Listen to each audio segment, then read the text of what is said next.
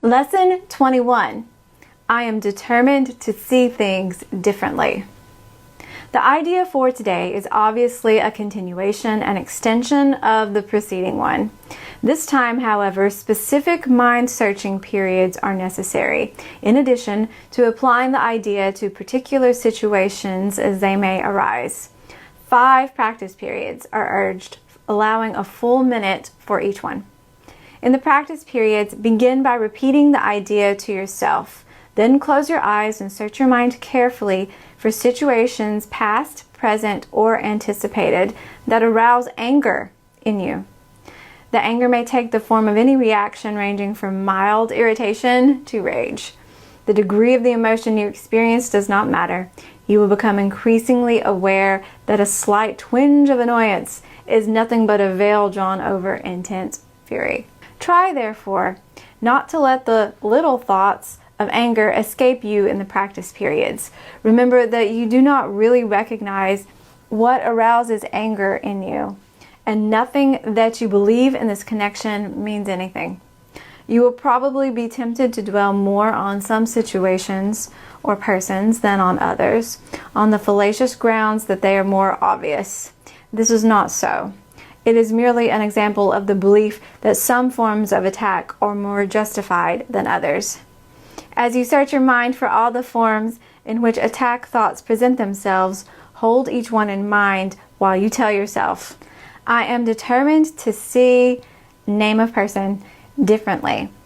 I am determined to see, specify the situation, differently. Try to be as specific as possible. You may, for example, focus your anger on a particular attribute of a particular person, believing that the anger is limited to this aspect. If your perception is suffering from this form of distortion, say, I am determined to see, specify the attribute in the name of the person differently. I am determined to see things differently. This is a big one.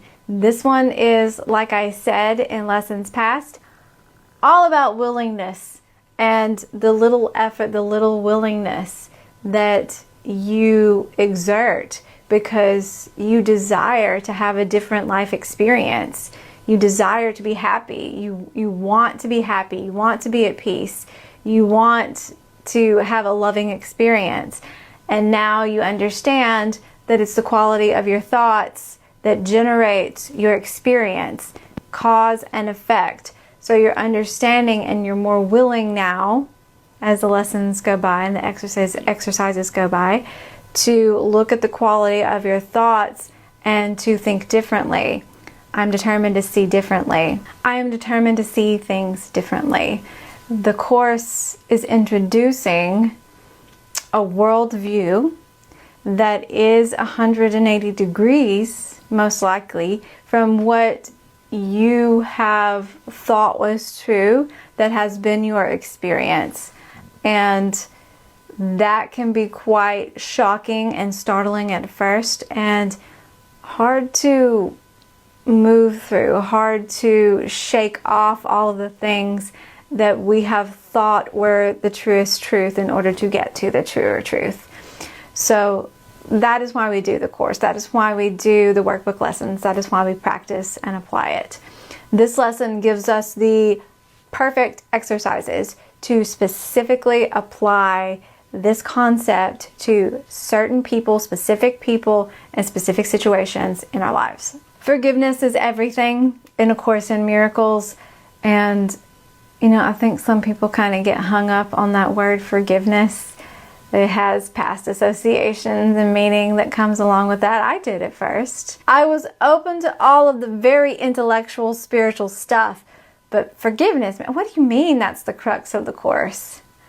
I'm going to go study this other stuff over here and then we'll work on forgiveness. And I just kind of kept that level of understanding of forgiveness for a little while. And the thing about these principles, it's if you work them, you get to a deeper and deeper level.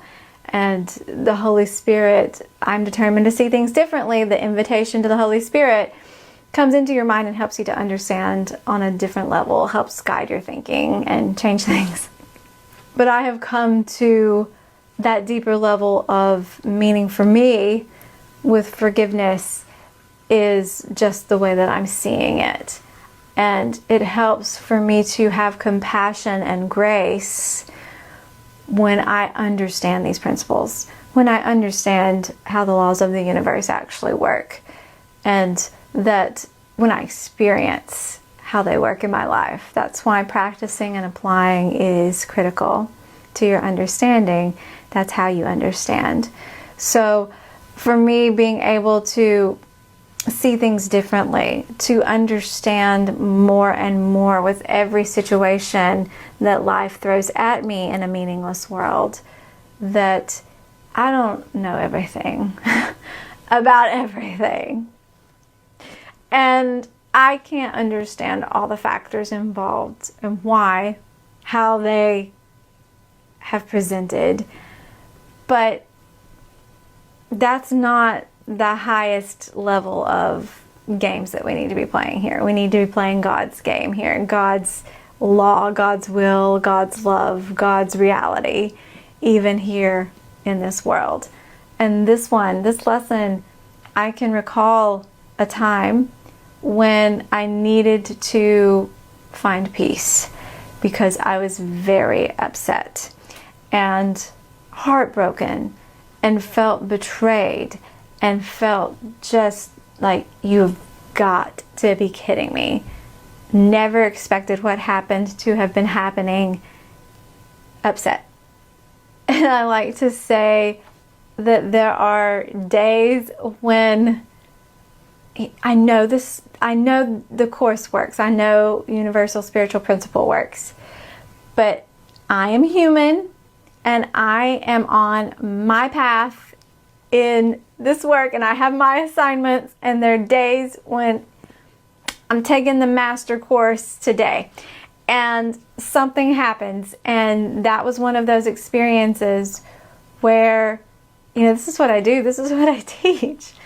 And I had the course in my hands and I opened it up for some comfort because I was so affected. Not how I'm supposed to be, but I was. This was my lesson. So upset. And I opened the course and it opened to this lesson. I'm determined to see things differently, because of course it did. It was perfect. And I just remember being on my knees, boo-hooing. So sad. I was crying. Like, I can't get to that place with him. And it says, I am determined to see name of the specific person.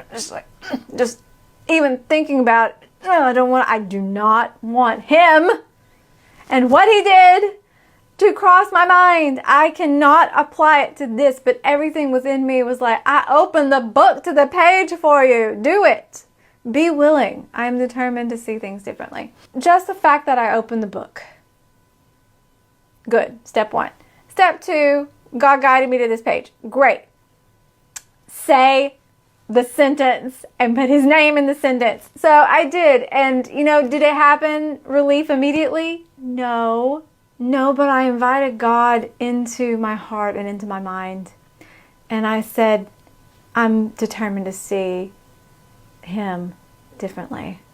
I'm determined to see the situation differently. I can't know. And I know I have to bless him and love him through this, and that's not the real him.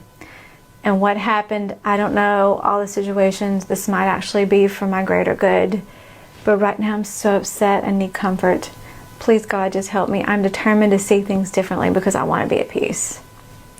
The Course says the miracle worker becomes generous out of self-interest. You extend that grace and willingness in order to receive comfort and peace and grace back in the gift of understanding. It did, eventually. It's a process. It takes some time. God's helping us to see things differently. And I do remember that things came to me that comforted me. I slept a lot. I was guided to do this. I was guided to do that. He reached out. I reached out after a little while. The conversations were guided. They were from a place of openness, open-heartedness instead of pain, even though there was still something there that needed to be healed. But it was a start. It was a start. And I will say that while we're no longer together romantically, he's one of my best friends. And that's probably actually better for us. But we love each other and we tell each other every day. There's also a really great line in this lesson that says, you will become aware that even a slight twinge of annoyance is, what does it say? Nothing but a veil drawn over intense fury. Because there's no degrees. Lovelessness is lovelessness. Pain is pain. And you were not created to be at the effect of any of it. Because it's really nothing. In our world, it has real effects, but it's really nothing. You weren't created to be triggered by anything. You're a miracle worker. So that's a really good one to remember as well. As you're going about the mind searching for your lesson, and as you go about your day, this is great because we have mild annoyances throughout the day, all the time, right? Bring those to God and let God lead. Partner with Him and let love lead. Bring all things to God and keep doing these lessons, and I will see you tomorrow.